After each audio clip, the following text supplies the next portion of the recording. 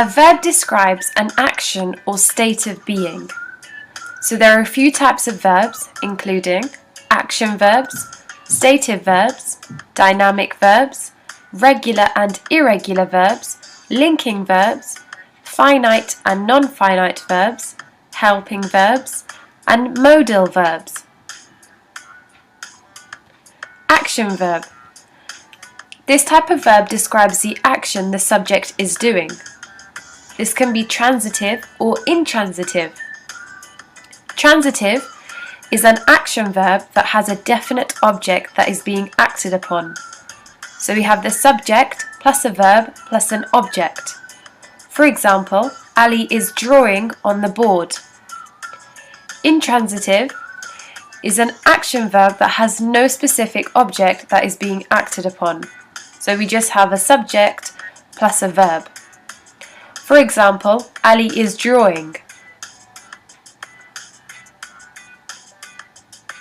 Stative verb.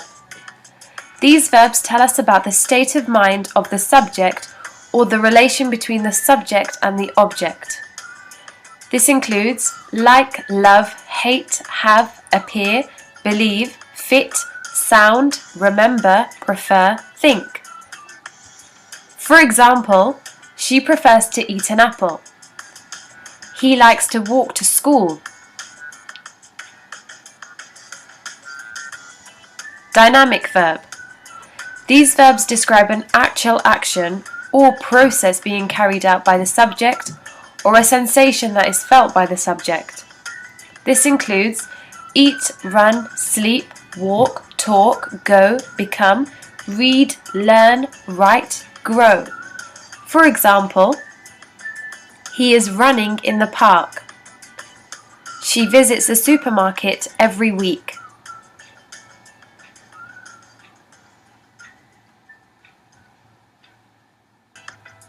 Linking verb. These types of verbs link the subject to a noun or adjective.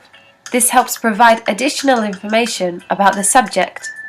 This includes am, is, are, become, appear, will be, been, might, seem, was, were. For example, she became a nurse. Jenny and Amber are sisters. Regular verb. These are verbs that form their past participle with d or ed at the end. They don't undergo substantial changes when changing forms between tenses. So here is a table. We have base form, simple past and past participle. Ask, asked, asked. Believe, believed, believed. Irregular verb. These verbs don't follow a rule. They make their own changes. For example, here again we have the base form, simple past and past participle. The example become, became, become. So they don't follow the rule of adding a d or ed. Each word has a different ending. Finite verb. These verbs show tense, person and number. So the sentence can include I go, she goes, we went, we want, etc. For example, I work at Starbucks. She laughed at his joke. With finite verbs, it's important that the verb agrees with the tense, person and number within the sentence. Non-finite verb. These verbs don't show the tense, person or number. There are three types. Gerund. These act like nouns and can serve as a subject or object in a sentence. They end with ing. For example, writing is my hobby. Infinitives. This is another type and consists of to plus the verb. For example, I want to play football. Participle. This is a form of a verb used in a sentence to modify the noun, noun phrase, verb or verb phrase. For example, the girl waiting outside is my friend.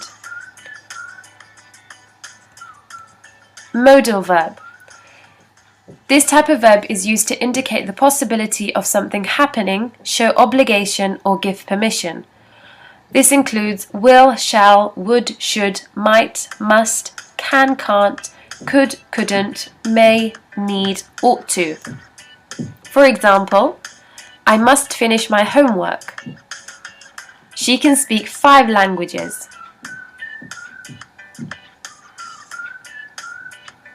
Helping verb, also known as auxiliary verbs. Auxiliary verbs help the main verb. These verbs help us identify the tense of when the action occurred. This includes am, is, are, was, were, be, been, has, had, have, do, did, shall, will, should, would, might, being. For example, Anna is moving to a new house. They were playing in the park.